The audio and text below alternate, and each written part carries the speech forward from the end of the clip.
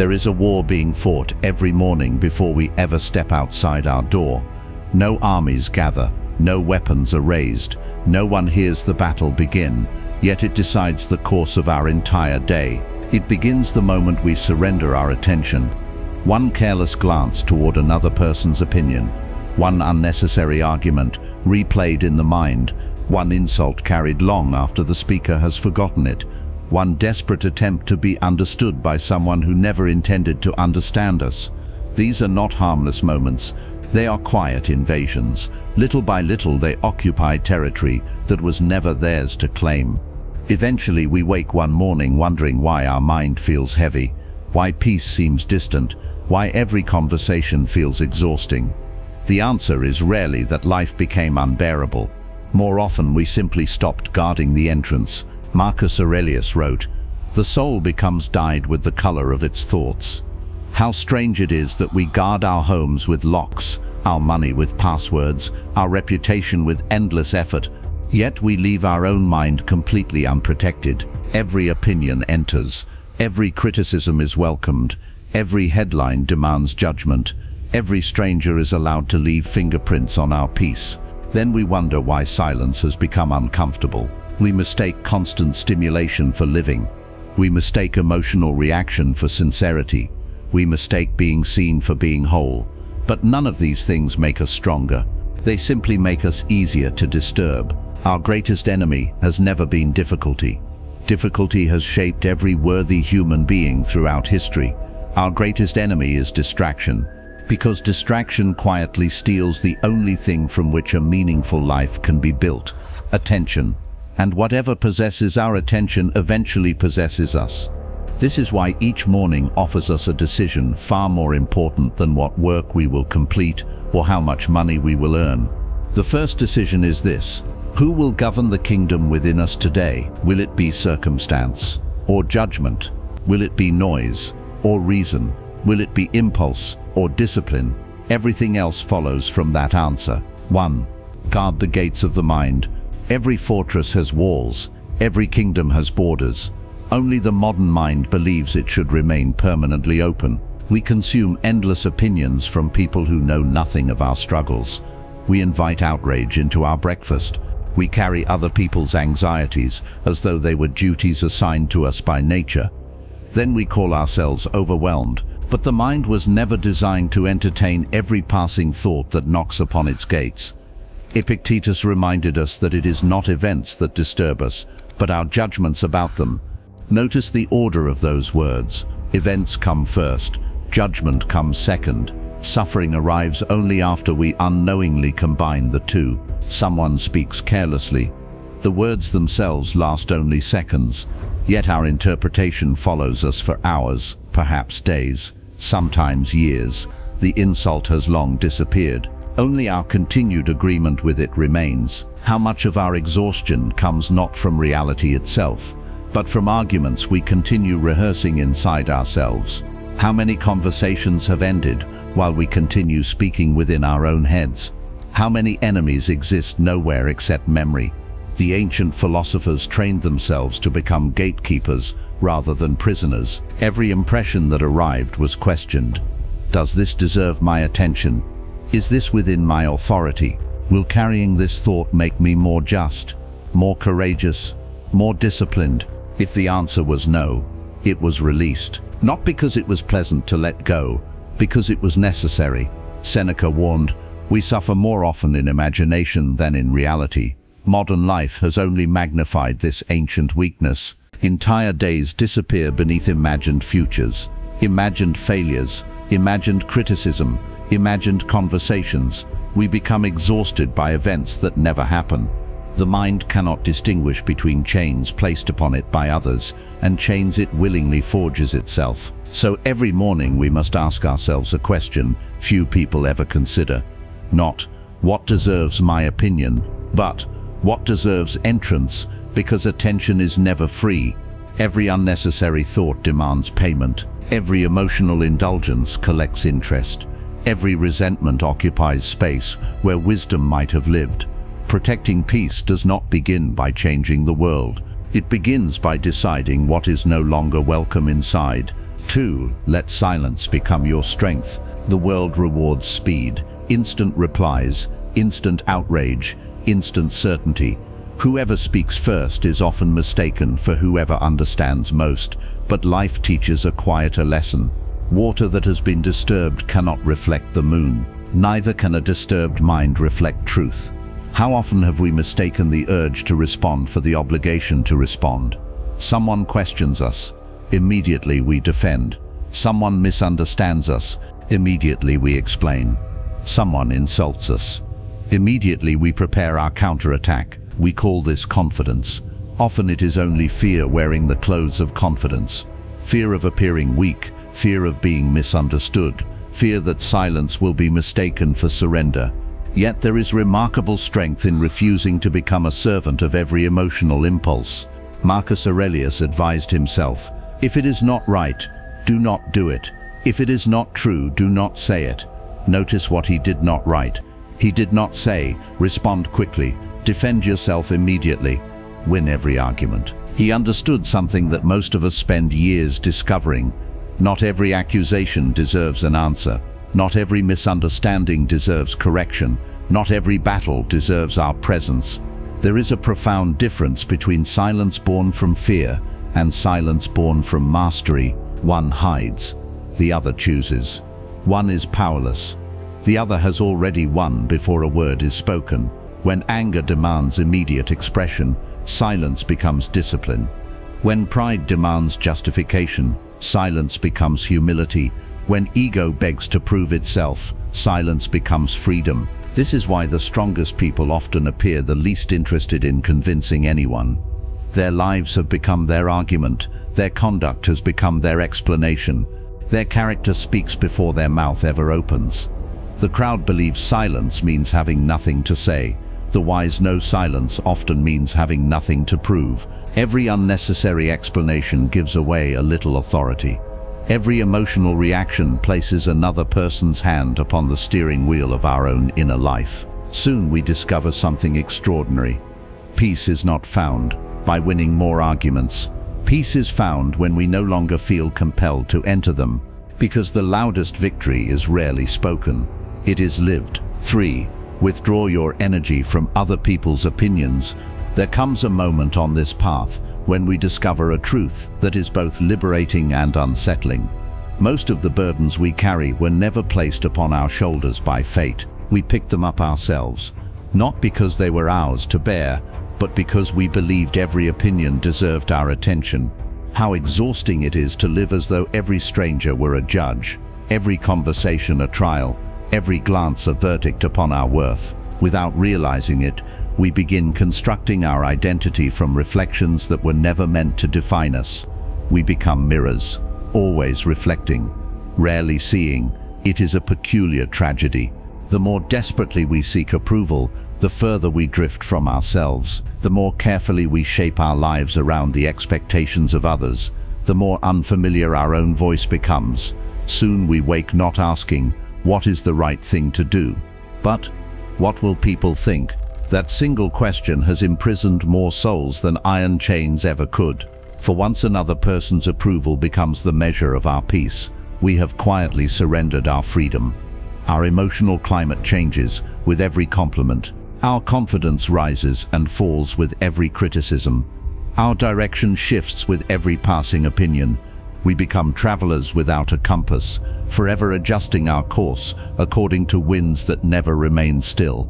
Marcus Aurelius reminded himself, "I have often wondered how it is that every man loves himself more than all the rest of men, yet sets less value on his own opinion of himself than on the opinion of others."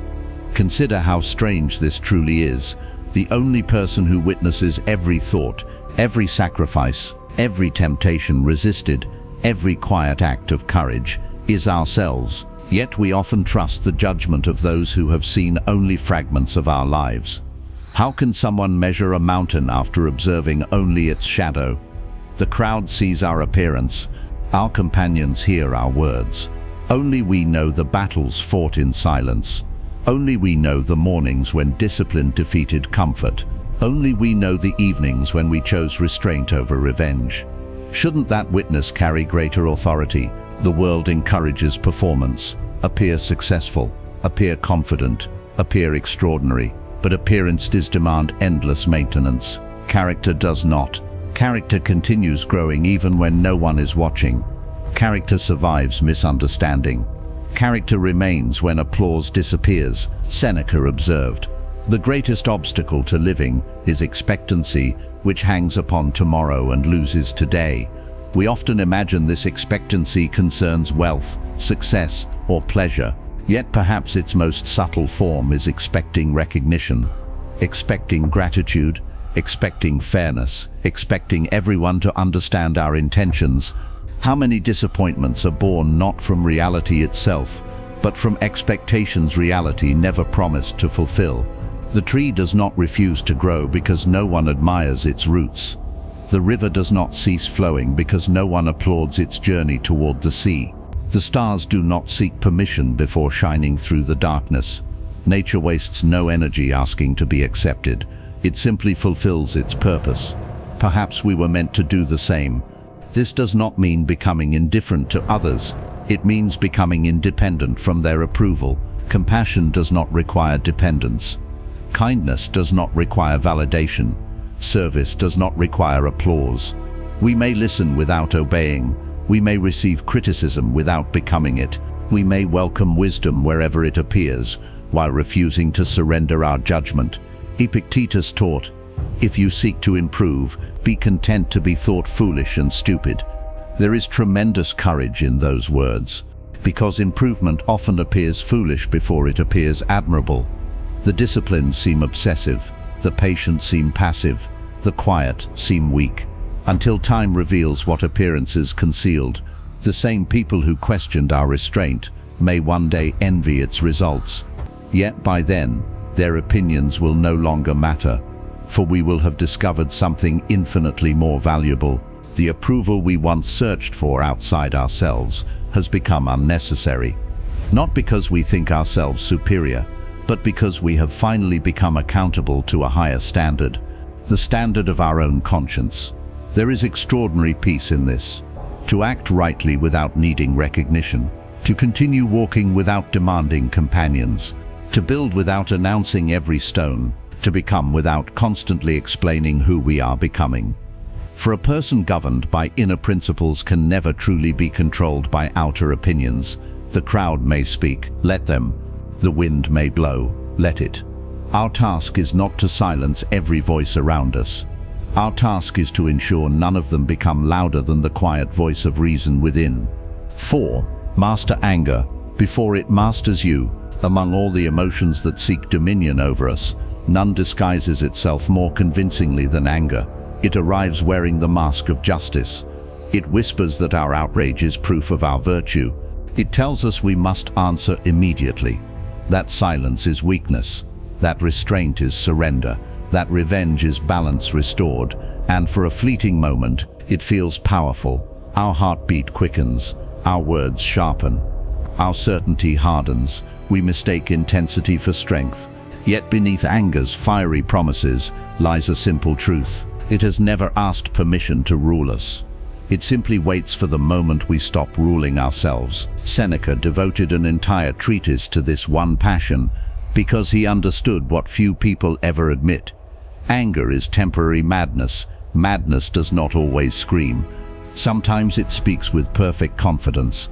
Sometimes it convinces us that we are thinking clearly precisely when reason has already abandoned the room. How many friendships have been buried beneath one uncontrolled sentence? How many families divided by one unrestrained moment? How many years spent rebuilding what a single minute destroyed? Time reveals a painful irony. Very few people regret the words they never spoke. Countless people regret those they could not take back. This is why discipline begins not with controlling others, but with delaying ourselves. The impulse says, respond now. Wisdom asks, will I still wish to say this tomorrow? The impulse demands action. Reason demands examination. Marcus Aurelius reminded himself, the best revenge is not to be like your enemy. Notice how different this is from the instincts we inherited. When insulted, we wish to insult. When deceived, we wish to deceive. When humiliated, we wish to humiliate. We imagine this restores balance. Instead, we quietly become reflections of the very conduct we claim to oppose. If another person's bitterness awakens bitterness within us, who has truly won? The injury itself is often smaller than the transformation it produces. A cruel remark lasts seconds. Resentment may last decades. The wound enters through another person. The poison remains only because we continue drinking it ourselves. Epictetus taught that whenever someone provokes us, we should remember that it is our own opinion about the event that disturbs us. These words are difficult because they return responsibility to us. We would rather believe anger is forced upon us, that someone made us furious, that our reactions are inevitable. Yet between what happens and what we choose, there exists a space, invisible, silent, often lasting only a heartbeat. Within that space lives freedom. Within that space lives character. Within that space the course of an entire life can change.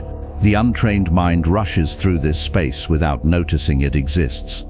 The disciplined mind learns to dwell there, to breathe there, to observe rather than obey, to ask, what kind of person will this response make me? This question changes everything, because every emotion is temporary, character is cumulative. Each moment of restraint strengthens the next. Each victory over impulse makes future victories possible. We do not become patient through wishing. We become patient by repeatedly refusing to let impatience command us. The blacksmith does not fear the fire. He understands that fire, when mastered, shapes steel. So too with anger. Its energy need not be denied. It must be directed.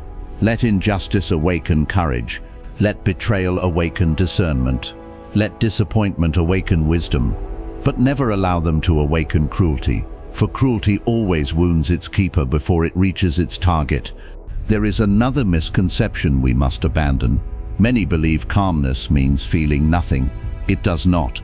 The strongest people often feel everything more deeply than others. The difference is that they refuse to let feeling become command. Emotion becomes counsel, never king. This is the quiet sovereignty we seek, not a life without storms, but a mind that remains its own captain while sailing through them. Eventually we discover that the greatest victory is not defeating another person. It is reaching the end of conflict without allowing conflict to take residence inside us. For every time anger knocks upon the gates of our mind, we are given the same choice, to become its servant or its master. And with every wise refusal, something remarkable happens. The world outside may remain chaotic, but the kingdom within grows unconquerable. 5. Build yourself before you explain yourself. There is a temptation that follows every small victory over ourselves. The desire to announce it, to explain what we have learned, to persuade others that our path is the correct one, to seek acknowledgement before the work has truly taken root. It is a subtle temptation because it disguises itself as generosity. We tell ourselves we merely wish to help. Yet if we look honestly, we often discover another motive quietly standing beside it. We want to be seen, to be admired, to be understood. The ego has an extraordinary talent for borrowing the language of virtue. It can transform vanity into service, pride into conviction, restlessness into ambition. And unless we examine ourselves carefully, we begin speaking about transformation long before we have embodied it. But truth has never depended upon proclamation. The sun does not announce that dawn has arrived, it simply rises. The oak tree does not gather the forest to explain how deeply its roots have grown. Its strength is visible without a single word. Nature never advertises maturity, it reveals it. Why should we be different? How often have we attempted to convince others of qualities we have not yet fully cultivated? We speak of discipline while postponing difficult tasks. We praise humility while secretly craving recognition. We encourage patience while becoming irritated by every inconvenience. The contradiction does not escape those around us, nor does it escape ourselves. Every unnecessary declaration creates a debt. The moment we proclaim our virtue, we feel compelled to defend the image we have created. No longer are we simply becoming. Now we are performing, and performance is exhausting. Character is not. Marcus Aurelius wrote, Waste no more time arguing what a good man should be. Be one. Few sentences carry greater weight. Notice that he does not condemn discussion. He condemns substitution. There comes a point where conversation becomes a refuge from action, where philosophy becomes entertainment instead of transformation, where reading replaces reflection, where speaking replaces doing. Knowledge that never enters conduct is merely decoration for the intellect. The measure of wisdom has never been the number of truths we can recite. It is the number of truths that have reshaped our lives. The person who quietly keeps a promise possesses more philosophy than the person who eloquently explains integrity while breaking commitments. The one who forgives an injury understands mercy more deeply than the one who lectures about compassion while nourishing resentment. Reality has little interest in what we claim to value. It reveals only what we consistently choose. This is why genuine strength is often invisible. The world notices extraordinary achievements. It rarely notices the countless ordinary decisions that made them possible. No applause follows the morning we choose discipline over comfort. No audience watches when we refuse gossip. No reward is given for the temptation resisted in silence. Yet these unseen moments become the architecture of a remarkable life. Brick by brick, choice by choice, habit by habit, a person is built, Seneca observed. As long as you live, keep learning how to live. How refreshing those words are. They leave no room for arrogance, no final arrival, no perfected self, only continuous refinement. The sculptor removes stone each day, not because yesterday's work was meaningless, but because today's work reveals what still remains. So too with us. Every morning presents another rough edge to smooth, another illusion to abandon, another impulse to master. We need not convince anyone that we are changing. Time performs that introduction for us. Our friends will notice greater patience. Our family will notice greater steadiness. Our enemies may notice less reaction. Our children may inherit habits they never saw us deliberately teach. Influence born from example travels farther than influence born from persuasion. The loudest sermon has never equaled the quiet authority of a life well lived. Eventually, something remarkable happens. We stop feeling the urge to explain ourselves. Not because we become indifferent, because explanation is no longer necessary. Conduct has become language, presence has become testimony, peace has become evidence, and evidence never argues, it simply exists. 6. Accept what cannot be commanded. There is one final illusion from which every restless heart must awaken. The belief that peace will arrive once life finally obeys us. We tell ourselves that calm waits somewhere beyond better circumstances, beyond greater certainty, beyond healthier relationships, beyond more success, beyond a future where nothing unexpected ever occurs. Yet that future has never belonged to any human being. The sea has never promised calm waters. Only those who misunderstand the sea expect it.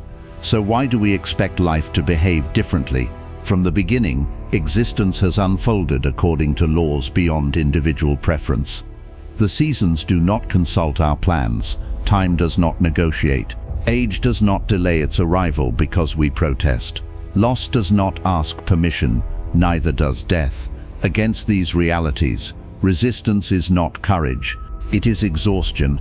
Epictetus drew perhaps the clearest boundary ever given to the human condition. Some things are up to us, and some are not. Entire libraries of wisdom rest inside those few words. Everything begins there, not with controlling events, but with recognizing where our authority ends. We command intention, not outcome. We command effort, not reward. We command character, not reputation. We command response, never circumstance. How many years disappear because we confuse these two domains? We attempt to manage another person's loyalty, another person's honesty, another person's affection, another person's gratitude. And because these things refuse obedience, we conclude that life has treated us unfairly, but they never belonged to us. We grieve not only because reality changes, we grieve because we expected permanence where none was promised. The flower blooms, then withers. The child grows, then leaves. The body strengthens, then weakens, civilizations rise, then vanish. Everything borrowed from time must eventually return to it. To deny this is to quarrel with existence itself. Marcus Aurelius often reminded himself, receive without pride, let go without attachment. These words are not an invitation to emotional coldness. They are an invitation to gratitude. The traveler who knows sunset is coming does not resent the fading light, he treasures it more deeply. Likewise, awareness of impermanence should not diminish love, it should purify it. When we stop demanding permanence, we become capable of genuine appreciation. Every conversation becomes a gift. Every sunrise becomes sufficient. Every shared meal becomes sacred precisely because it cannot be repeated forever. Acceptance does not weaken action, it strengthens it. For once we cease wasting strength fighting reality, that strength becomes available for living rightly within reality. The archer cannot command the wind, but he can steady his hand. The farmer cannot command the rain, but he can cultivate the soil. The sailor cannot command the storm, but he can command the sail. This is enough. It has always been enough. Peace begins the moment we stop demanding authority over what never belonged to us. And in surrendering the illusion of control, we finally recover the only control that matters, ourselves. 7. The evening judgment. Becoming the ruler of yourselves. The day now draws toward its quiet conclusion. The conversations have ended. The obligations have been fulfilled or postponed. The world gradually retreats into silence, and with that silence comes the one appointment none of us should neglect, the meeting with ourselves. Throughout the day we examined others with remarkable precision. We noticed their impatience, their dishonesty, their selfishness, their vanity. How rarely do we direct the same unwavering gaze inward? Seneca described a practice he followed every evening. When the house had grown silent and the day had reached its end, he questioned himself. What bad habit have you cured today? What fault have you resisted? In what respect are you better? Not to condemn himself, to educate himself. There is profound wisdom in this ritual. The person who refuses self-examination slowly becomes a stranger to his own motives. He mistakes habit for character, impulse for conviction, comfort for contentment.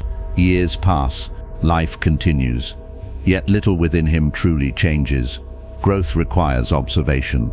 Nothing improves while remaining unseen. The gardener inspects the roots. The captain studies the stars. The craftsman examines every imperfection in the blade. Why should the soul deserve less attention? So let us ask ourselves honestly, where today did pride speak louder than reason? Where did fear disguise itself as caution? Where did vanity borrow the language of confidence? Where did anger ask to become our ruler? Where did we surrender peace for something unworthy? These questions are not accusations, they are instruments. Just as a physician must first locate the illness before healing can begin, we must first discover the hidden tyrants still governing our inner life. And when we discover them, we do not despair, for awareness itself is the beginning of freedom. Marcus Aurelius reminded himself, you have power over your mind, not outside events. Realize this, and you will find strength. Notice that this lesson returns us to where our journey began. The battle was never against the world. It was always within. Every unnecessary opinion we released, every argument we declined, every insult we refused to carry, every moment of anger transformed into patience, every quiet act of discipline, unseen by anyone else, each one strengthened the invisible kingdom inside us. This kingdom has no walls of stone, no armies, no banners, yet it is stronger than empires. History is filled with rulers who conquered nations while remaining slaves to appetite, fear, ambition, and pride. What kind of victory is that? To command thousands while failing to command oneself. To possess wealth while lacking tranquility. To earn admiration while fearing solitude. No, true sovereignty has never depended upon a throne. It depends upon mastery. Mastery of thought, mastery of desire, mastery of speech, mastery of action. This is the freedom that cannot be confiscated. Fortune cannot purchase it. Misfortune cannot destroy it. Criticism cannot diminish it. Praise cannot inflate it. It accompanies us into every success without arrogance. It accompanies us into every hardship without despair. And when the world becomes loud once again, as it surely will, we remember what we have learned. We guard the gates of the mind. We allow silence to become strength. We withdraw our energy from opinions that do not deserve it. We master anger before it masters us. We build ourselves before explaining ourselves. We accept what cannot be commanded. And every evening, we return to ourselves, not seeking perfection, seeking progress, for perfection belongs to no human being. But the sincere pursuit of wisdom, the relentless discipline of character, the quiet refusal to surrender our inner peace, these remain within our reach until the final breath. And perhaps this is the greatest victory life offers. Not that the world finally becomes gentle, but that, through constant practice, we become unshakable. If these words found you at the moment you needed them most, then perhaps this journey has only just begun. The path toward mastering ourselves is not walked in a single morning, nor completed in a single lifetime. Every day presents another lesson. Every challenge reveals another part of ourselves waiting to be understood. If you choose to continue walking this road with us, subscribe and return for the next reflection. Another lesson is already waiting for you. Until then, guard your mind, master your emotions. Live according to what is right, not according to what is easy. The world may remain uncertain, but let your character become the one thing that never is.